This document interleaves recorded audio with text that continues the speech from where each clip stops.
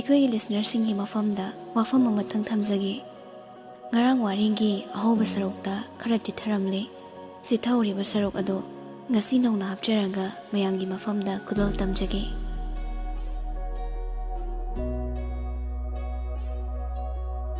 ꯄꯤꯛꯇ꯭ꯔꯨ ꯁꯨꯝ ꯀꯞꯂꯒ ꯂꯩ. ꯍꯦꯟꯔꯤꯅ, ꯖꯣꯅꯤ, ꯀꯩꯅꯣ ꯑꯩꯅ ꯍꯧꯖꯤꯛ ꯇꯧꯒꯗꯕꯁꯤꯕꯣ? ꯃꯁꯤꯕꯨ ꯍꯧꯅꯔꯤꯕ꯭ꯔꯥ? ꯃꯁꯤ ꯄꯨꯝꯅꯃꯛꯁꯦ ꯃꯣꯏꯒꯤ ꯈꯨꯖꯤꯟ ꯊꯧꯔꯥꯡꯅꯤ. ꯖꯣꯅꯤꯅ, ꯃꯥꯅꯤ, ꯄꯨꯝꯅꯃꯛ ꯐꯠꯇꯕ ꯃꯣꯏꯒꯤ ꯈꯨꯖꯤꯟ ꯊꯧꯔꯥꯡꯅꯤ. ꯈꯣꯏ ꯈꯔ ꯃꯤꯍꯧꯕꯗ ꯈꯣꯏꯗ ꯆꯩ ꯊꯤꯜꯂꯒ ꯁꯤꯅꯤ ꯍꯥꯏꯕꯗꯤ ꯈꯪꯗ꯭ꯔꯤ, ꯂꯧꯔꯛꯄꯗꯤ ꯍꯩꯇꯅ.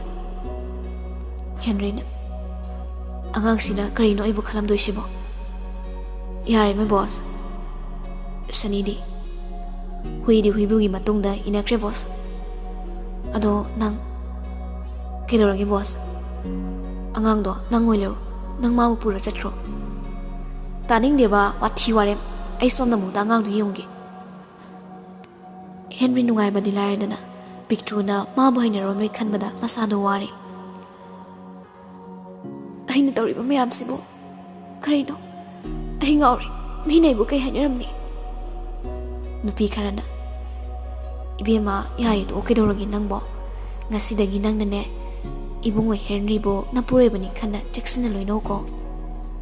ꯅꯦꯅꯦ, ꯑꯩ ꯀꯩꯝꯇ ꯇꯧꯗꯦ. ꯃꯣꯏꯅ ꯑꯩꯈꯣꯏꯕꯨ ꯂꯥꯟꯅ ꯎꯍꯟꯕꯅꯤ. ꯑꯩꯈꯣꯏꯁꯨ ꯈꯪꯉꯤ, ꯑꯗꯨꯕꯨ ꯌꯥꯝꯅ ꯎꯁꯤꯠꯃꯟꯗꯦ. ꯑꯗꯨꯅꯅꯤ ꯑꯩꯈꯣꯏꯅ ꯃꯨꯟꯅ ꯈꯟꯅꯔꯒ ꯇꯧꯕꯅꯤ. ꯁꯅꯥꯕꯨꯠ ꯑꯣꯏꯅ ꯇꯨꯝꯅꯕ ꯁꯤꯜꯂꯅꯤꯅꯦ. ꯁꯤꯜꯂꯤꯕ ꯃꯣꯏꯗꯨꯁꯨ ꯑꯩꯈꯣꯏꯅ ꯁꯣꯛꯅꯕ ꯇꯥꯏ.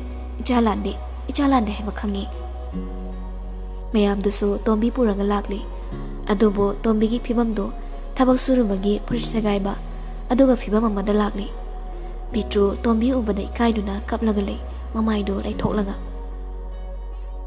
ꯇꯣꯝꯕꯤꯁꯨ ꯃꯊ꯭ꯋꯥꯏ ꯅꯨꯡꯉꯥꯏꯇ. ꯏꯄꯥꯒꯤ ꯏꯕꯦꯝꯃ. ꯄꯤꯇ꯭ꯔꯨ ꯀꯞꯂꯒ ꯇꯣꯝꯕꯤꯒꯤ ꯃꯅꯥꯛꯇ ꯆꯦꯟꯁꯤꯜꯂꯤ. ꯀꯀꯥ, ꯑꯩ ꯂꯥꯜꯂꯦ ꯀꯀꯥ. ꯀꯀꯥꯅ ꯄꯥꯝꯗꯕ ꯊꯕꯛꯁꯦ ꯑꯩ ꯏꯁꯥꯅ ꯇꯧꯕꯗꯤ ꯅꯠꯇꯦ. ꯑꯩꯁꯨ ꯈꯪꯉꯤ ꯏꯆꯥꯅ ꯑꯔꯥꯟꯕ ꯐꯠꯇꯕ ꯂꯝꯕꯤꯗ ꯆꯠꯂꯣꯏ ꯍꯥꯏꯕ. ꯑꯗꯨꯕꯨ ꯀꯔꯤꯗꯤ ꯎꯄꯥꯏ ꯂꯩ? ꯏꯁꯣꯔꯒꯤ ꯊꯧꯔꯥꯡꯅꯤ ꯈꯜꯂꯣ. ꯏꯆꯥꯒꯤ ꯂꯥꯏꯕꯛꯇ ꯇꯝꯂꯝꯕꯅꯤ. ꯇꯣꯝꯕꯤꯁꯨ ꯃꯐꯤ ꯃꯔꯣꯜꯒ ꯍꯣꯡꯂꯒ ꯏꯔꯨ ꯃꯥꯏꯊꯖꯜꯂꯤ. ꯄꯤꯛꯇ꯭ꯔꯨꯁꯨ ꯃꯌꯥꯝꯅ ꯔꯥꯅꯤ ꯐꯤ ꯏꯜꯍꯜꯂꯒ ꯐꯅꯦꯛ ꯃꯄꯥꯟ ꯅꯥꯏꯕꯤꯒ ꯁꯦꯠꯍꯟꯗꯨꯅ ꯂꯣꯏꯔꯦ.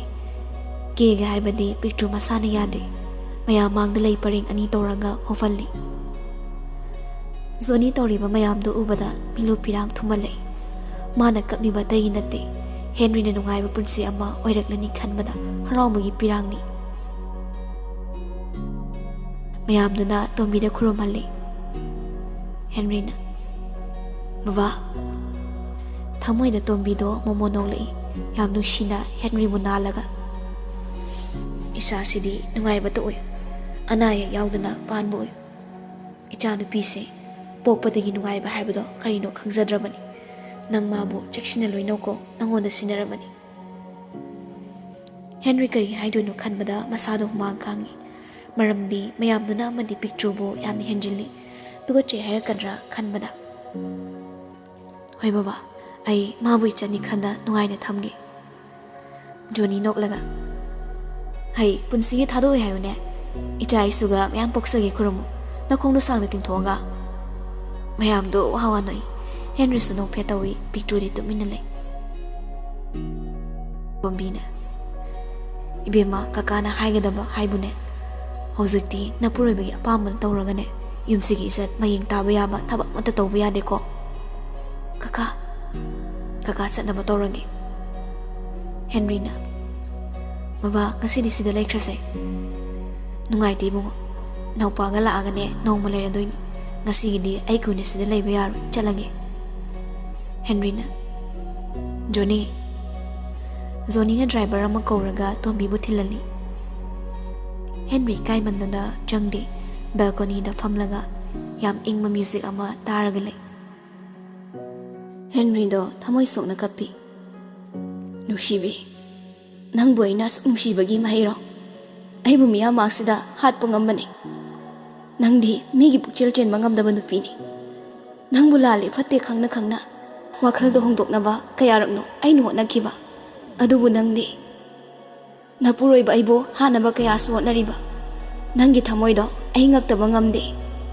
ꯑꯩꯅ ꯅꯪ ꯅꯨꯡꯁꯤꯔꯦ ꯍꯥꯏꯕꯒꯤ ꯃꯇꯤꯛ nang naibu asuk thina mirai bani adubu nang aigi famdagi chatkibada ai karisu thingoi aduga nangna wakhal tarakladi ai nangbu lawshinba ngamni ai nangbu yam nungsi aduga icha sanabusu ithadagi mullaga chatpa sungya yaroi Johnny na boss Johnny Priti do masu yam kaplamgadra mana fana phattaba mi oirasu angang do tanthokna bonarsu ai di manung shi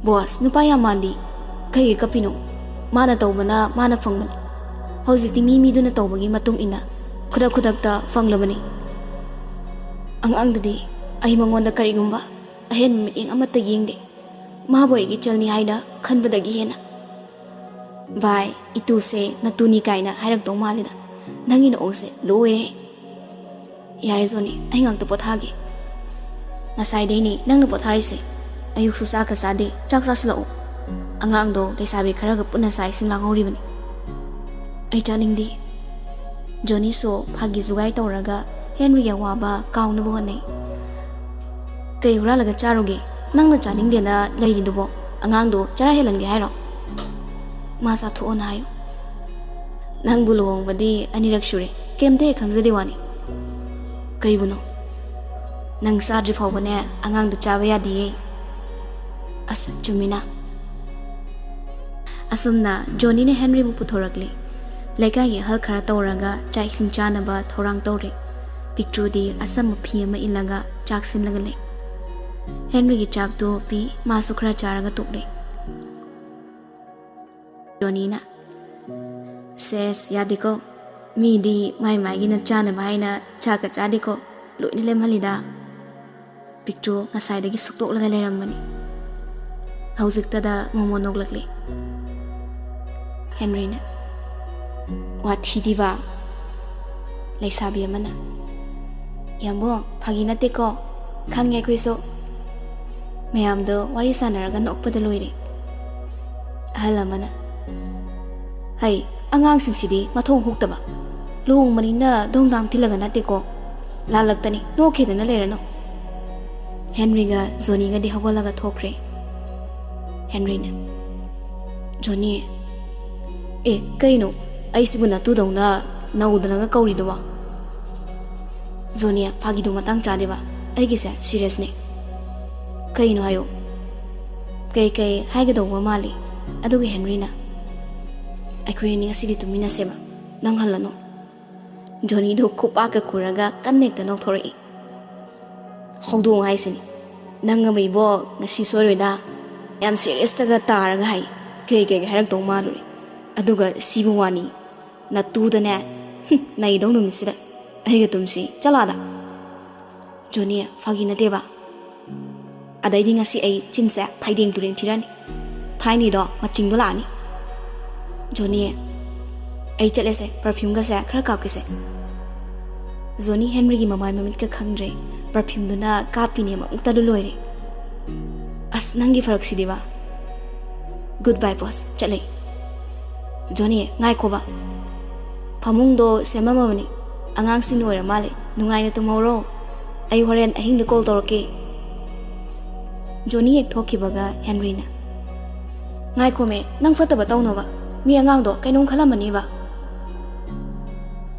somda Johnny na ibema sir no kai gi sir no hojiti engonda Johnny kaugira dada kaugira tamora ma kau astale sardong kauge madu yaro ibema ai sunga sidagi memon tho doini bema da nang son tho chamana non tho singa sidai nate sir kai shulai tabi aingon dum na haibi gano ai sir dong kaujagi aduga sir na ibuso ibema haina kaubiyo ibung leizatraso sir sai ibung ne khanjage farse matang yun kaurage ado nang su boss ka fazana laino ko chale Johnny chakre picture karam ne Henry gi manak ta chani khanbada awaba mu oire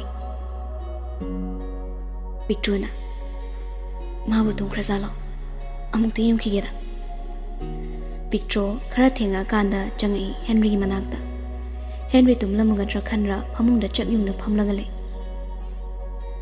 picture su huran bi dongna yam tapna thong hangak pani Henry so mana sing na leibaga thongi khonjal duda kanano picture khangpre he khangi yam kina aini ambo Henry kaina nanglo mani kari haidoino ga khangre Henry do tumina lei tholaga lei amuk suwa hiningi tumjbo hojifo tumadoini yamung se kaidorino yengini ado yambo tai nene khoi mayam ni yambung ga sidi tumone hai hoine ai su kangi ekoi ni tum dia de tum no motor sila asi hairaga Henry Marai du chiklaga nakanda ikai manda non thoklaga lei picture na sida dum tum haira yamung gi phamung sida khangde sida tum de orani picture tapna ka khali aduga nakanda tongkhre Henry so thorakte picture slai thoklaga tumi masadu somda humanga kangli Henry pakhatpana kaubasu kai tumina lei tungkhra sala su khali phana kuira kanda Henry na anga tayambo naingona sawra kaigi sawdoi bai de ado naingona lana khanuko aina na teba tuko chabra isa picture lai silak laga kaino yambung na ngangi mayam do ba ai su khangi yambung na ti haiba ai di kai yambung tuko chadoino ado kedorange kesuna te da tum thenge ba hoyambo ado kare perfume manam da yam nungsi Henry kare machinda masigi Johnny sa nu aini mai pan maga yade Johnny na call toks lai picture na kanano yambo Henry wa haige toringe phone du makhutagi na tholaga takre picture na khungalaga da Johnny na sida loud speaker na thadorai okpaga Johnny na ipa kamdoi poto Henry do picture na kaino khalamani khandana man hana sat khumai kari po no hai taning de ko kai lenge potu ba yare ba to kaino aina aise ngasidi poto nangi nakta lei dong natro nanga dai di yare pot pot langi wa do tu asi ses khangi bo nanakta leiramni ne adunani nangna wa ga latla tawra haido Henry wa thaidokna ba yam kana hona zai thamo se tumninge ya deko midi lei zaba kaisa phone tro po phao paining jeba Henry do khara sawlingna pona wai sai ri adunai tumage picture ngangnari ba singdo karino haiba khangda ma swai kai pono ai su khangba yadra Johnny do khangpre khangi picture gi khonjal tamada as Henry na nang hayeng no ai ni bana picture na saroi di pot kyam lo nei ko ai khangba yadra isa kaino ne Johnny ai tume ko Johnny suwangang pamga khangna na khumai ai ni ngasai na tumina ani do phone thamna khre Henry sor sang don dok laga tumin hi pagalai yambo tai poto ai siyenge ba kaino poto potni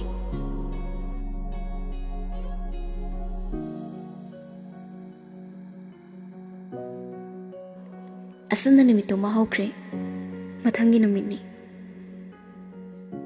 somdana Divyalaxmi kappaga tamo ai sibo phagira yare to me nasag haire thibasu nate naral haire wati hoji na saso Delhi da lawyer oiri tamona pamisa kaino kaino ne tamo punsida khwaidagi darkar oibase sakna sel na maru oi haina khanbra pumna maktagi marudi izat yaudaba mibo mira Zens mamito kanu ushilanga nang kay haning balairange ay thamage Divyalaxmi nungaita tamo na dum na tawgada bo oirabadi karigi tamogi mama ba thabiraktuna ay bo haibala alibano as ay diva hayo kaigino ay bo isang imanabi mayamgi mamangdagi Delhi dagi kaigi kauthokpirino Johnny na phone do satkai ꯑꯩꯅ ꯁꯨꯃꯥꯏꯅ ꯂꯩꯗꯧ ꯃꯇꯝ ꯅꯠꯇꯦ ꯃꯆꯥꯂꯨ ꯐꯪꯅꯕ ꯊꯤꯗꯕ ꯌꯥꯗꯦ ꯁꯣꯝꯗ ꯕꯤꯗ꯭ꯌꯥꯂꯛꯁꯃꯤꯗꯣ ꯃꯇꯣꯝꯇ ꯄꯣꯛꯄꯒꯤ ꯍꯧꯅꯕꯤ ꯌꯥꯝꯅ ꯀꯦꯖ ꯃꯧꯖꯅ ꯌꯣꯛꯆꯕꯤꯅꯤ ꯀꯥꯏꯔꯕ ꯊꯃꯣꯏꯒꯤ ꯑꯋꯥꯕꯗꯣ ꯄꯨꯕ ꯉꯝꯗ ꯀꯟꯅ ꯀꯞꯆꯩ ꯑꯗꯨꯒ ꯑꯃꯨꯛꯁꯨ ꯄꯣꯠ ꯀꯌꯥ ꯑꯃ ꯊꯨꯒꯥꯏ ꯀꯧꯈꯥꯏꯗꯅ ꯇꯧꯔꯤ ꯃꯤ ꯑꯃꯅ ꯊꯣꯏꯕꯤ ꯀꯩꯗꯧꯔꯒꯦ ꯅꯪꯕꯣ ꯌꯥꯔꯦ ꯇꯥꯅꯤꯡꯗ꯭ꯔꯦ ꯑꯩꯒꯤ ꯀꯥꯗ ꯀꯅꯥꯝꯇ ꯆꯪꯉꯛꯀꯅꯣ ꯑꯉꯧꯄꯥꯡꯁꯨ ꯆꯪꯁꯤꯜꯂꯛꯏ ꯏꯆꯥ ꯊꯣꯏꯕꯤ ꯀꯩꯗꯧꯔꯦ ꯍꯩꯃ ꯀꯔꯤꯅꯣ ꯇꯧꯔꯤ ꯃꯌꯥꯝꯁꯤꯅ ꯃꯤ ꯑꯃꯅ ꯏꯃꯥꯗ ꯍꯥꯏꯌꯣ ꯀꯩꯗꯧꯔꯒꯦꯕ ꯅꯪꯕꯣ ꯅꯣꯏꯅ ꯃꯊꯣꯡ ꯃꯔꯝ ꯈꯪꯗꯅ ꯇꯧꯔꯤꯕ ꯊꯕꯛꯁꯦ ꯀꯩꯅꯣꯕ ꯃꯤ ꯃꯁꯥꯅꯁꯨ ꯌꯥꯗꯕ ꯃꯤꯗꯣ ꯅꯣꯏꯅ ꯂꯨꯍꯣꯡꯅꯕ ꯁꯤꯠꯂꯤꯁꯦ ꯀꯩꯒꯤꯅꯣ ꯑꯉꯧꯄꯥꯡꯅ ꯏꯄꯥ ꯒ꯭ꯌꯥꯟ ꯇꯥꯕ ꯉꯝꯗ꯭ꯔꯦ ꯀꯔꯤꯅꯣ ꯋꯥꯔꯣꯟꯗꯣ ꯐꯖꯅ ꯑꯃꯨꯛꯇ ꯍꯥꯏꯌꯨꯁꯦ ꯇꯥꯃꯣ ꯖꯦꯝꯁꯇꯣ ꯃꯁꯥꯅ ꯂꯨꯍꯣꯡꯕꯁꯨ ꯌꯥꯗ ꯅꯣꯏꯅ ꯁꯤꯟꯕ ꯅꯠꯇ꯭ꯔꯥ ꯀꯔꯤꯒꯤ ꯑꯩꯕꯨ ꯗꯦꯜꯂꯤꯗꯒꯤ ꯀꯧꯊꯣꯛꯄꯤꯔꯤ ꯑꯩ ꯍꯤꯡꯅꯤꯡꯗ꯭ꯔꯦ ꯑꯩ ꯍꯧꯖꯤꯛꯇꯤ ꯁꯤꯅꯤꯡꯉꯤ ꯃꯤ ꯑꯃꯅ ꯀꯩꯅꯣꯅꯦ ꯍꯥꯏꯔꯤꯁꯤꯕꯣ ꯃꯣꯏꯅ ꯍꯥꯏꯔꯛꯏꯕ ꯋꯥꯗꯨꯒ ꯑꯉꯧꯄꯥꯡ ꯁꯥꯎꯅ ꯍꯩ ꯃꯃꯥ ꯐꯣꯟꯗꯣ ꯄꯤꯔꯛꯑꯣ ꯑꯩ ꯇꯧꯒꯦ ꯃꯤ ꯎꯁꯤꯠꯇꯕ ꯁꯥꯔꯗꯅ ꯕꯤꯗ꯭ꯌꯥꯂꯛꯁꯃꯤꯒꯤ ꯏꯃꯨꯡꯗꯣ ꯄꯪꯅꯣꯛ ꯅꯣꯛꯄꯁꯨ ꯅꯠꯇꯦ ꯖꯦꯝꯁ ꯈꯣꯏꯒ ꯌꯦꯡꯅꯔꯕꯗꯤ ꯕꯤꯗ꯭ꯌꯥꯂꯛꯁꯃꯤ ꯍꯣꯏꯅ ꯍꯦꯟꯅ ꯁ꯭ꯇꯦꯟꯗꯔꯠ ꯂꯩ ꯑꯆꯧ ꯐꯣꯟ ꯄꯥꯏꯔꯛꯂꯒ ꯏꯚꯥꯏ ꯀꯩ ꯂꯩꯔꯒꯦ ꯑꯉꯧꯄꯥꯡ ꯁꯥꯎꯅ ꯅꯆꯥ ꯅꯨꯄꯥ ꯗꯣꯛꯇꯔꯗꯣ ꯗꯣꯛꯇꯔ ꯑꯣꯏꯔꯦꯅ ꯃꯤ ꯑꯃꯇ ꯃꯁꯛ ꯈꯪꯗ꯭ꯔꯦꯅꯦ ꯅꯣꯏ ꯑꯆꯧ ꯉꯛꯅ ꯏꯚꯥꯏ ꯀꯩ ꯇꯧꯕ ꯌꯥꯎꯔꯒꯦ ꯅꯨꯄꯥ ꯃꯁꯥꯅ ꯌꯥꯗꯕ ꯂꯨꯍꯣꯡꯕꯅꯤ ꯍꯥꯏꯅꯕ ꯂꯥꯛꯄ ꯑꯩꯒꯤ ꯏꯆꯥꯕꯨ ꯑꯩꯈꯣꯏꯅ ꯅꯝꯗꯅ ꯀꯧꯊꯣꯛꯂꯒ ꯃꯁꯨꯡ ꯃꯃꯥꯟꯅꯕꯤ ꯃꯌꯥꯝꯒꯤ ꯃꯥꯡꯗꯁꯨ ꯏꯀꯥꯏꯕ ꯄꯤꯕ ꯃꯤꯑꯣꯏꯕꯅꯤ ꯏꯀꯥꯏꯕ ꯈꯪꯂꯛꯇ꯭ꯔꯕ ꯍꯥꯏꯕꯁꯦ ꯁꯥ ꯑꯣꯜꯂꯕꯅꯤ ꯏꯚꯥꯏ ꯐꯖꯅ ꯍꯥꯏꯕꯤꯌꯨ ꯑꯩ ꯒ꯭ꯌꯥꯟ ꯇꯥꯗ꯭ꯔꯦ ꯅꯆꯥ ꯅꯨꯄꯥ ꯁꯛ ꯐꯖꯕ ꯗꯣꯛꯇꯔꯗꯣ ꯃꯗꯨꯗ ꯍꯪꯉꯨ ꯏꯆꯥꯕꯨ ꯏꯀꯥꯏꯕ ꯄꯤꯕ ꯅꯆꯥꯗ ꯏꯆꯥ ꯄꯤꯗ꯭ꯔꯁꯨ ꯌꯥꯏ ꯈꯪꯉꯕꯣ ꯑꯩꯅ ꯁꯨꯝ ꯅꯪꯒꯤ ꯃꯥ ꯌꯦꯡꯕꯁꯤꯗ ꯅꯪ ꯍꯟꯅ ꯏꯃꯥꯡꯗ ꯎꯠꯂꯛꯀꯅꯨ ꯑꯉꯧꯄꯥꯡ ꯌꯥꯝ ꯁꯥꯎꯅ ꯐꯣꯟꯗꯣ ꯊꯝꯃꯤ ꯏꯕꯦꯝꯃ ꯌꯥꯔꯦ ꯇꯣ ꯏꯆꯥꯅ ꯃꯗꯨꯗꯅꯦ ꯀꯣꯛ ꯁꯥꯔꯧꯗꯧ ꯅꯠꯇ꯭ꯔꯦ ꯃꯤ ꯎꯁꯤꯠꯇꯕ ꯁꯥꯔꯤ ꯃꯈꯣꯏꯒꯤ ꯃꯃꯥꯡꯗꯅꯦ ꯁꯤ ꯑꯦꯝ ꯕꯤꯔꯦꯟꯒꯤ ꯃꯆꯥꯅꯨꯄꯥꯗꯣ ꯍꯣꯡꯒꯦ ꯃꯤ ꯑꯃꯅ ꯀꯩꯅꯣ ꯃꯣꯏ ꯄꯥꯕꯨꯡ ꯉꯥꯎꯔꯕꯣ ꯍꯩ ꯃꯦꯝꯃ ꯑꯩ ꯉꯥꯎꯗꯦꯀꯣ ꯑꯩꯒꯤꯁꯦ ꯁꯤ ꯑꯦꯝꯅꯤ ꯏꯆꯥꯅꯨꯄꯤꯁꯦ ꯃꯃꯧ ꯑꯣꯏꯖꯔꯒꯦ ꯍꯥꯏꯔꯛꯄ ꯀꯨꯏꯔꯕꯅꯤ ꯑꯩꯅ ꯑꯁꯣꯝꯒꯤ ꯃꯥ ꯌꯦꯡꯂꯒ ꯃꯣꯏꯗ ꯌꯥꯈꯤꯕꯅꯤ ꯑꯗꯨꯒ ꯍꯧꯖꯤꯛꯅ ꯃꯤ ꯑꯃꯅ ꯊꯣꯏꯕꯤ ꯅꯪꯒꯤ ꯑꯄꯥꯝꯕꯗꯣ ꯍꯥꯏꯌꯨ ꯅꯄꯥ ꯈꯣꯏꯅ ꯁꯤꯟꯕꯁꯦ ꯀꯝꯗꯧꯕ ꯅꯠꯇ꯭ꯔꯒ ꯕꯤꯗ꯭ꯌꯥꯂꯛꯁꯃꯤ ꯁꯤꯟꯊꯔꯛꯂꯤꯕ ꯃꯄꯤꯗꯨ ꯇꯩꯊꯣꯛꯂꯒ ꯕꯕꯥ ꯑꯩ ꯃꯇꯝ ꯈꯔ ꯅꯣꯏꯒꯤ ꯅꯅꯥꯛꯇ ꯅꯥꯎꯊꯤ ꯆꯥꯖꯈꯤꯒꯦ ꯏꯆꯥꯒꯤ ꯑꯄꯥꯝꯕꯗꯣ ꯍꯥꯏꯌꯣꯁꯦ ꯑꯩ ꯗꯦꯜꯂꯤꯗ ꯑꯃꯨꯛ ꯆꯪꯈ꯭ꯔꯒꯦ ꯑꯉꯧꯄꯥꯡ ꯁꯣꯔꯗꯨ ꯁꯥꯡ ꯍꯣꯡꯗꯣꯔꯛꯂꯒ ꯇꯁꯦꯡꯅ ꯃꯥ ꯃꯁꯥꯒꯤ ꯑꯋꯥꯕꯗꯣ ꯃꯁꯛ ꯈꯪꯉꯤ ꯏꯆꯥꯅ ꯑꯄꯥꯝꯕ ꯇꯧꯔꯣ ꯂꯥꯛꯏꯕ ꯇꯥꯡ 5 ꯅꯪꯒꯤ ꯇꯤꯀꯦꯠ ꯀꯛꯑꯒꯦ ꯍꯣꯏ ꯕꯕꯥ ꯁꯣꯝꯗ ꯍꯦꯟꯔꯤꯗꯣ ꯌꯥꯍꯧꯒ ꯉꯟꯅ ꯍꯧꯒꯠꯂꯤ ꯄꯤꯛꯇ꯭ꯔꯨꯅ ꯇꯨꯝꯕ ꯍꯧꯒꯠꯇ꯭ꯔꯤꯉꯩ ꯃꯥꯅ ꯍꯥꯟꯅ ꯍꯧꯒꯠꯂꯒ ꯃꯆꯤꯟ ꯃꯌꯥ ꯁꯦꯡꯂꯒ ꯃꯁꯥꯗꯣ ꯁꯦꯡꯗꯣꯛꯇꯅ ꯂꯩ ꯄꯤꯛꯇ꯭ꯔꯨꯅ ꯃꯤꯀꯞ ꯊꯣꯔꯛꯄꯗ ꯄꯨꯡꯗꯣ 9 ꯇꯥꯒꯗꯧꯒꯤ ꯂꯩꯔꯝꯂꯦ ꯄꯤꯛꯇ꯭ꯔꯨ ꯐꯨꯛ ꯍꯧꯒꯠꯂꯛꯂꯒ ꯑꯩꯃ ꯄꯨꯡꯁꯤꯗꯤ ꯍꯦꯟꯔꯤ ꯁꯣꯐꯥꯗ ꯐꯝꯂꯒ ꯂꯩꯔꯤ ꯄꯤꯛꯇ꯭ꯔꯨ ꯍꯧꯒꯠꯄꯒꯤ ꯃꯈꯣꯜ ꯇꯥꯕꯗ ꯑꯉꯥꯡ ꯒꯨꯗ ꯃꯣꯔꯅꯤꯡ ꯌꯥꯝꯕꯨꯡ ꯑꯩꯗꯤ ꯍꯧꯗꯣꯛꯄꯤꯔꯛꯇꯕ ꯉꯔꯥꯡ ꯄꯥꯛꯅ ꯇꯨꯝꯗꯕꯗꯣ ꯑꯗꯨꯅ ꯅꯪ ꯇꯨꯝꯁꯤꯠ ꯐꯥꯔꯣꯏꯗ ꯇꯧꯕ ꯑꯁ ꯉꯁꯥꯏꯅ ꯍꯧꯗꯣꯔꯛꯀꯦ ꯍꯥꯏꯗꯤ ꯌꯥꯝꯕꯨꯡꯁꯤꯗꯤꯕ ꯑꯍꯜꯁꯨ ꯈꯔ ꯂꯥꯛꯈꯤꯕꯅꯤ ꯂꯩꯁꯥꯕꯤ ꯃꯆꯥ ꯈꯔ ꯃꯣꯏꯅ ꯀꯩꯀꯩꯅꯣ ꯆꯥꯅꯕ ꯁꯤꯜꯂꯤꯕꯅꯤ ꯑꯗꯣ ꯌꯥꯝꯕꯨꯡ ꯑꯩꯒ ꯊꯣꯛꯃꯤꯟꯅꯔꯁꯦ ꯑꯩ ꯌꯥꯝ ꯊꯨꯅ ꯏꯔꯨꯔꯛꯀꯦꯀꯣ ꯄꯤꯛꯇ꯭ꯔꯨ ꯃꯆꯤꯟ ꯃꯌꯥꯒꯗꯣ ꯌꯥꯝ ꯊꯨꯅ ꯁꯦꯡꯗꯣꯛꯂꯒ ꯇꯥꯋꯦꯜ ꯑꯃ ꯁꯦꯠꯂꯒ ꯊꯣꯔꯛꯏ ꯍꯦꯟꯔꯤꯅ ꯎꯕꯁꯨ ꯅꯠꯇꯦ ꯈꯟꯅ ꯂꯣꯏꯔꯕꯣ ꯂꯣꯏꯔꯦ ꯉꯥꯏꯈꯣꯀꯣ ꯍꯦꯟꯔꯤ ꯃꯥꯒꯤ ꯆꯩꯗꯨꯅ ꯃꯥꯔ ꯆꯠꯂꯒ ꯎꯄꯨ ꯑꯃ ꯊꯣꯡ ꯍꯥꯡꯗꯣꯔꯛꯏ ꯑꯗꯨꯒ ꯂꯩꯔꯤꯕ ꯁꯅꯥ ꯂꯨꯄꯥ ꯄꯩꯁꯥ ꯃꯌꯥꯝ ꯑꯃꯗꯤ ꯐꯤꯔꯣꯜ ꯆꯥꯛꯂꯣꯟ ꯃꯌꯥꯝꯗꯨꯒꯤ ꯃꯔꯛꯇ ꯑꯉꯧꯕ ꯐꯤꯅ ꯌꯣꯝꯂꯒ ꯂꯩꯕ ꯐꯤ ꯃꯌꯣꯝꯗꯣ ꯍꯦꯟꯔꯤꯒꯤ ꯃꯈꯨꯠꯅ ꯃꯥꯏ ꯃꯤꯠ ꯎꯗꯕꯒꯤ ꯍꯧꯅꯕꯤ ꯀꯔꯤ ꯂꯩ ꯍꯥꯏꯕꯗꯤ ꯈꯪꯕꯁꯨ ꯅꯠꯇꯦ ꯄꯣꯠꯆꯩ ꯁꯅꯥ ꯂꯨꯄꯥ ꯃꯌꯥꯝꯗꯣ ꯂꯣꯏꯅ ꯑꯣꯟꯊꯔꯛꯂꯤ ꯄꯤꯛꯇ꯭ꯔꯨ ꯆꯪꯁꯤꯜꯂꯛꯏ ꯌꯥꯝꯕꯨꯡ ꯂꯩꯔꯝꯂꯤꯕ ꯃꯌꯥꯝꯗꯣ ꯎꯕꯗ ꯃꯁꯥꯗꯣ ꯍꯩꯅꯖꯗꯦ ꯃꯔꯝꯗꯤ ꯑꯁꯨꯛ ꯌꯥꯝꯕ ꯁꯅꯥ ꯂꯨꯄꯥ ꯄꯩꯁꯥ ꯃꯌꯥꯝꯗꯣ ꯎꯕꯗ ꯀꯤꯕ ꯐꯥꯎꯏ ꯃꯈꯣꯡ ꯑꯗꯣ ꯈꯔ ꯍꯟꯗꯣꯛꯏ ꯍꯦꯟꯔꯤꯅ ꯄꯤꯛꯇ꯭ꯔꯨꯒꯤ ꯃꯈꯨꯠ ꯃꯥꯔꯛꯏ ꯄꯤꯛꯇ꯭ꯔꯨꯒꯤ ꯃꯁꯥ ꯁꯥꯒꯟꯗ ꯄꯥꯏ ꯄꯤꯛꯇ꯭ꯔꯨꯁꯨ ꯂꯩꯁꯤꯜꯂꯛꯂꯒ ꯍꯦꯟꯔꯤꯒꯤ ꯃꯅꯥꯛꯇ ꯈꯔ ꯅꯛꯁꯤꯜꯂꯛꯏ Tanjadudani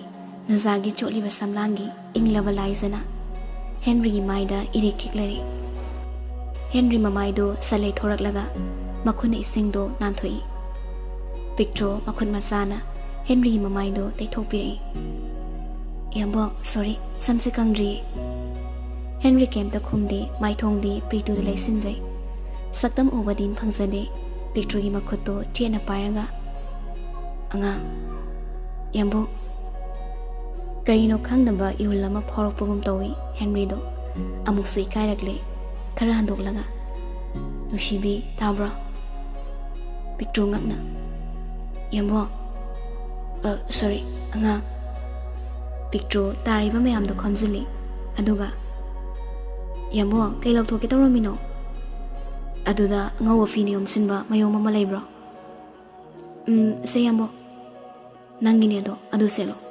aduga noi lamabam gi apopo khurumado chanaba Yambung ni kamai khangiba ngarang noi baba na hairami dudi Picture harauna hoi adu Yambung aigi dress ke yauri adu ina set ke madu set pa yade aina pini da adu ina selo aigi mana thamambani hojikti imagi phi asibu hot simbinaba kana sulaiti nang noina selo Picture ngakna Madam Pretty di Henry noklaga magumba matik magul laibi nupi amanane kaisu laitaba Mittangba migi imagi phimal setong nate Yambung yare seto ai loisilage ko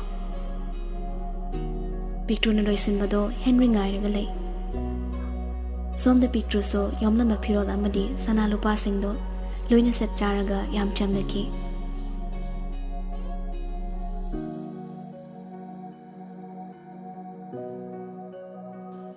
Somda James kan lauri Mani ai dia ngawbani ai luong bus ungamoi moina hani maisano mina ngangni mangangsano aso James ki mamai da khopang na thazili adu ma thong hoktaba napai gi sinthakta ai mau phang da bathini anuna hai mathong maram khangdabi lukhrabi migi damakne nangna migi macha buso kai kai haijin biba madugi nupida mawa phangdraba Ma aina kai haye mangona mai du mi kai de ne kem ta su haida bana ta bai mama ga mapaga na ngana fo ngamre James to angaw bodona Picture da mamit to da uraga leire asun na gari thongdok laga thokre James to thabakka kani haiba so khangre magi clinic fao hangre Henry na anga Yambung thosira ngak tangira mo ko Lucindo Walosilo, ay ngang makaugi. Yambung, luere. Henry na yada na angang makokalaga makada kumi. Johnny na. Boss na nong magina ikatlak pa nito rise. Henry na. Iwo na nga si sore ko, ngarang so isige to ikaiba na. Johnny na. Amado kiem tayo. O nangipot ang ngawkre ngang do. Ay di ikaiba na yadra na ikai ni na ay ngarang ay na apaw pukro machan ni haydo kamay dongre lusin na uriwa ni Picture so yam tap na kumay mayam so irang langi ngarang da kay na kat kini mi kaya sulay riba ni Picture thora po bada loy riya mungtoy ba Johnny na oy amada thore pazabra as ba kay kufaza no si ba Mayam sina sonere se udro Henry noklaga Uy kay gi udanya ay gimit ani se saksi de Picture na sarsala ama Henry ga Johnny ga chapmana na sarnati ha Johnny na sar ko gono haiba na tro tamora da na ko ba asum ko gi hainan de da Henry na Tamo ko kongi tamo ahum do wawa noi Picture na ngang mo mayam do taraga Henry momonok che kantharu bomi kopta mi lupirang na so thumat kre Yambung kedorage Pretty do mahabu karam da leram ni ai magi khanbada tumbo fok gyadi amusu khaluraga yam sauningi Johnny na yare to ova thengi lo Johnny, Horin Moida Chalusira. Ngamor, Sandri, Horeni Bemagi, Mopagi Manatu Satuini. Pictruna. Aya, same with Chatura. Yani that's a trusso. Narang Nahanda, Chatanga Ivani. Sony Pictruda, Wangan Kanu Hari, Pictruso, Nami Henrina. Johnny, Chatura Siva. Johnny Boss, Hositive Magiso, Nangina Purivani. Aduna Magisu Krakalo. Pictruso, Johnny Toribado, Crandi Baptai. Aduna came to hydrate. Asam the Moiso, Honsan Baokri. Som the Henry do, Nokjabagiwani. Magi Wakalda, Pictru Machel Magni, Haini Kali. Fagi Sugai, Hakton Naraso, Tamoy Dadi, Pretty Bunushiri.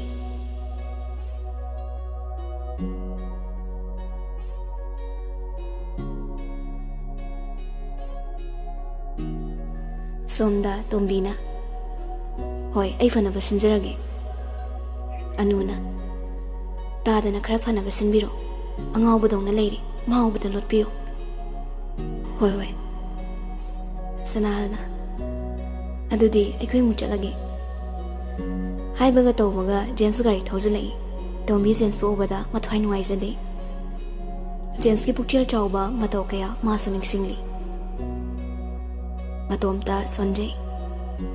Ibungo, nangi naraibakse, mathokna thidako. Aina su asa tawki. Ichabu nangonda thazagi khanki. Nang accident thokki banagi, nuai khoi lapna ki bani. James to. Jen, kaigino, ai bosu oliba.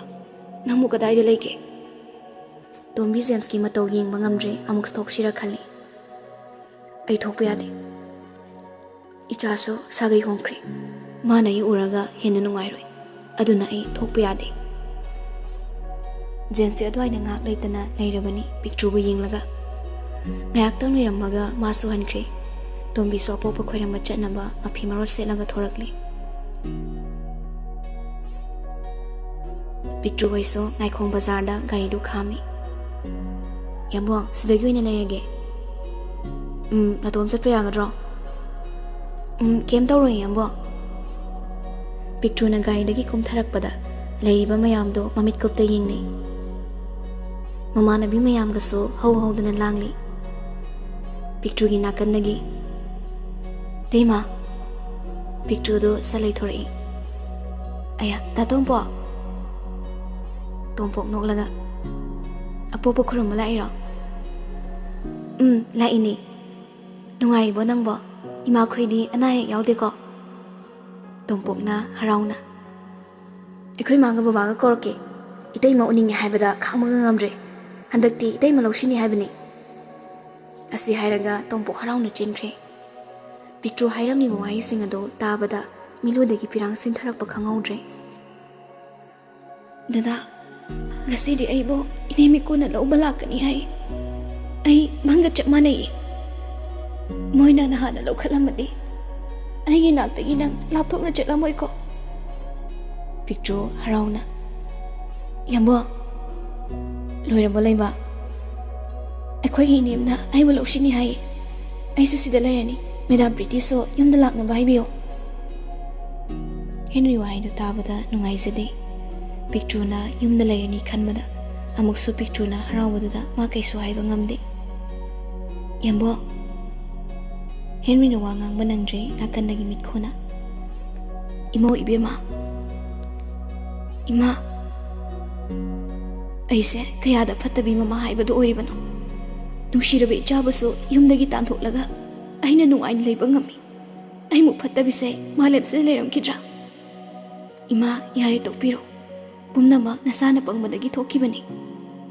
Picture mane makobo khurumjai. Baba, Ima, nasana lankiba mayamda. Ahibu panglabini khana ngakpiyo. Tompokna. Itaima, ikhoida leirasiko. Da tompok leiradoini. Mitkhona. Nangi paw masutai. Ima khoi karisu khandi. Ichagi pukchel khangi. Asini picture gi thamoi ataki matik pele. Yambo, ikhoi maga babaga su leye. Sida leye. Henry mathwai nungai tre adubu nokfe toranga. Baba, Ima, Kurumzari. Mitkuna. Ibungo, nangna igi imause. Pasana senabirambagi thagatjari ichabu. Henryna. Nasidi ay ima babagi mafamda. Karigum amta nizage. Mitkuna. Hayoni, ichage pamado. Henry mitludagi pirang sintharaga. Ichan picture se aigi thadagi munbikino. Ma aigi naktala henbiyo. Mittangba Henry gi matawduda nungaitre. Fazaraba wahina makhulonaraga haizai. Picture mo noklaga. Yambo. Henry na picture gi makhut pairaga. Angang nang ay thadoga chatkino. Picture ngai. Maramdi picture so ahen mawakhal khanba leite. Mabung amaga machal amaga leinaba maridagi. Adugi Henry gi thamoida so Pretty gi mafam ngaktani. Magi mafam thamde khanna leibani. Yambo. Nangai bu thadoga chatkino anga. Picture kari haidono khangre. Mitkuna. Ichana haiba chumi. Hozikti mabo imong natre. Ichani ngol makni khalabani. Ima. Kaigi kapino.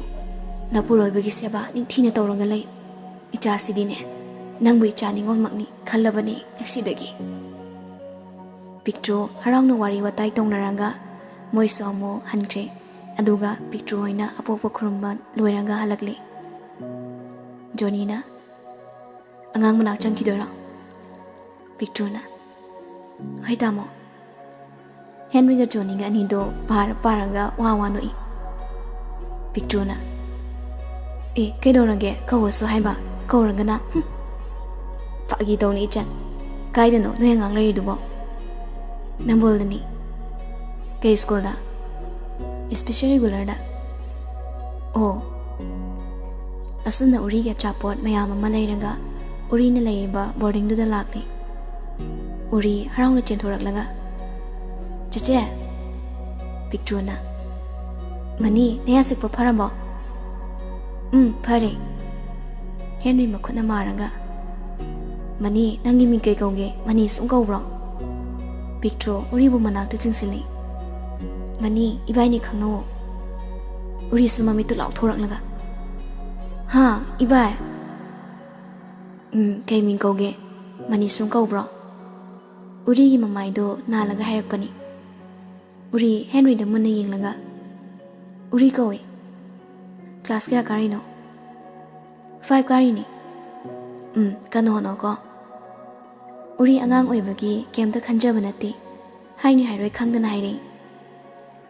Masi nupasa ngobro kaino. Masaksiga ano umsu upaga makutsa pangandanal. Picture na uri gi manado pairanga. Angang nang. Ayo hingchabia thado nai. Henry na. Angang furiro. Picture na. Mani ibai simit udabani. Uri changsilaga Henry da koli. Ibai sorry khang da tawani. Ado chese sa nungai thambiu ko. Thamdoini. Yam kappani. Madi matom da so. Dada James so mabu thado mini. Aduga nupi koikre. Picture na. Mani. Henry na. Angang fubiro amo. Puro yambo. Aina khwaidagi sawbini angang fubase. Johnny na. Se noi bai na leiba ngaktani. Achapot mayam se. Aya yami. Picture na. Larika na pao ko. Chalage khoi. Uri na Henry gi mana maya da changlaga lot na hai. Ibai. Henry satap na. Tai. Akhoi chiche se angang mapu alo.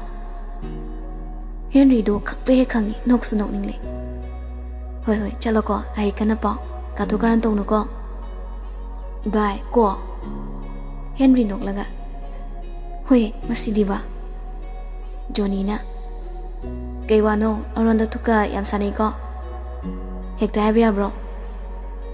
Asam na mayam da so yum da halag na rin.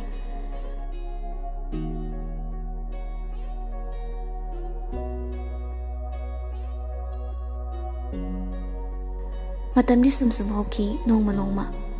Picture so Henry ba nungsiba sum pawri. Henry so dumangai Pretty bu ko chalaso lawi haiba yadi picture bu nuksibagi mammi so ta baurakli Henry gi thamoida Henry na nuksibe nang dumai tawano ba chalaso lao Pretty na ha minai nu piduna helena khala leraga mana nangwan kedoragi masu lejusan mana khode ye tong leiti yare taningre yamung chat pikro Sanina Boss mem so angang mingamido lai torini sorry se Johnny na yare sida nana kuting jinbagi mathau tade masidi mi gi personal oibwani Sani Johnny da mamit khani yenglaga nang suna thaunate Johnny na ithau ne Pretty na taning je ko yam thun jar khosalo Henry na nusibe Johnny na Boss matam se yadre Sani na kaino yadre sibo yari Johnny na nang Henry na kaino le sibo Johnny na Boss chalasalo Pretty na aina thabak torpa matamdo ngaikho noi aina kedorke yong Henry na Johnny pot ama kai khibada atopa amana mohsin bai adubu thamoi da ta khiba nushibagi mami de posak amana so mohsin banga moi Johnny na Boss yare salo Henry na side gi bab oide macha sana bu ne singai gari tong lambadagi phanchong thai Sana Boss kedorogi aigi sana gi mawa pa ta da ba kuiri Johnny kai de legi Hoi Boss ta dini kai de lizano Henry ga Johnny ga ni do khut samaga perpap changai Sani pakhana kaino kedorogi angang yum da leramoi Sani ni imung da changdana ba kan hone Johnny na kaino nang khalisiba angang di school chalamni nang di kamai khangi ba Sani la tawranga kaino ne Johnny pisuma do suktok laga makadi ai ngasai thengni o ngasai thengna ba karama mafam karama matamda Sunday school kana gi Sani do swai laukre ha Johnny na Sani hi color do tapai hando saida Henry na Sana tabro babagi sana muthina yum sida kari mu tawdo walige Henry na baba aigi cha sana di madu nang mai mathau ta ni chalo yare Henry na Pretty cha sana di nang na kai da thamkrage Pretty na angang da mo kari toge haino yum se thado yam tu chakro Isa sana do kai de lege ba engunda yo Johnny so adai de lele de ni yingi moi da thatna ba kan no nei Johnny na police report oge Henry kaplaga nate adum na toraga ai isa sana da sokani Pretty na mi gi yum se la aga noina kusi toy se kai no sana do ai chani noi kana na so ai thada gi mun na pu ba yare Henry Pretty hoi da phazaba wahi na themai yare se to ima khoi ichanu khoi sana pu kibra Pretty na yamung na madu hangbagi kari mathau ta ge Sani so hojikta lairambado karom chatkrabano khangre makre Johnny Sani bu yengai udabadagi kem taide tumina koire leirage yengli Sani ka amadagi thorai aduga mirak narak yenglaga lotna chali Johnny so lotna yengi Sani matau aduda karigumba khrani tawri haiba ma su khangi Johnny magi phone da loktholaga kanada no khangdi call tokre Johnny na changkibado muthi su inare lotna ka manungda changi Johnny angakpani asu angang oiba sanabu phobiraga machin-gado mensilaga thamlamba ubada Johnny pakhana sana angang do wa ngang bani ngamda kapai chensilaga pulliba mayam do loini lokthokle karom daino khangaudre Johnny gi makokta utup amana thomai Johnny na boss haiba wai sinatana ima kauba ngamda leimai dai thakre muthina minnai machana hipa saradi siba tabani som de Henry de kem ta sukhang banate bo saiba wai do khonthang na tawi Johnny sana lai rabo Pretty machin ga do fa ina nok laga changslai adugi Henry gi masada na laga yambo nang sana bo kai da thamkrage sana wai kuding gi sana ita sana ya pamadi sana gi manak chatkero Henry kaplaga chatke ai sana gi manak chatke sana yaudana ai hingba ngamoi Pretty tikhatana lauri sana wai kuding gi sana taning di Henry na makhutlo naranga Shibe nang na piyo haiba sana lupa ai pumna mo pige adubu ichado aingon da sinabiyo Sani nokla Pretty na Sani gi manak chatlaga chena konsini next plan day Shanina Shibana Henry do khonjel de tai masakti wa fangde yam hainadana kaino tari ba mayam sibo Sani amuso Pretty gi khajai da chuplaga nushi kai chage Pretty na ahoi bage ado khoini chadi nupi pamra nupa pamra ai khoi cha thoi bi ma sida huyam lai sem phibam siga ngak tangai mapun si loi do Henry sauning mana loiri makuta pai ba chaiduna kreshu banate hai dana lauri mahapapi masasa aduk tu kachaba thaba hinnaw macha chawna bai oga ithak ta chikpa noi aina ke do yong mamit ubada natabani na ahangbada haibani Sanina angaw se tawyu myam sengone Henry thamoi pandaba kappaga noi di minati sane mi oina poklaga mi wakak achina mafau chen mangamdaba ai gi cha sana du so noi na soida asi hairaga Henry do pena kappe Johnny police to call do nang kai de lege Pretty khakna noklaga Johnny police to call do nang kai de lege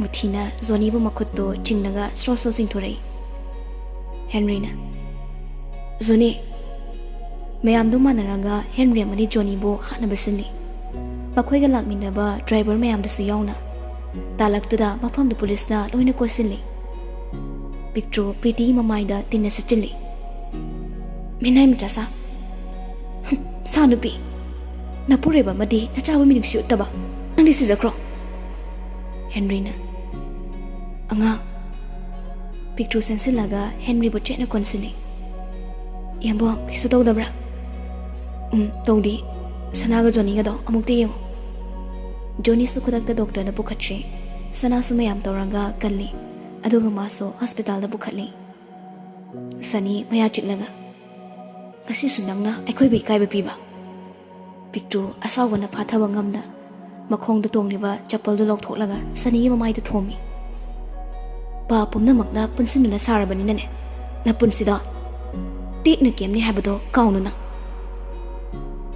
hospital da leiri mayam do picture hidak leiba thokhibaga Jana and James do thabak karakli sir kido wa yarange Dr. James Santra mani Henry thokiba mayam do samlapna li oh kamdoge me mama do di fabra phai ngasi phawba hojifo aina hinglise magi ba pandai ni laiba phai sir mem do yam khangningi hojita leiramani hidak leiba chalamni James so Henry gi nupi ni haiduda picture ni haiba so khangjede nga ngai raga lei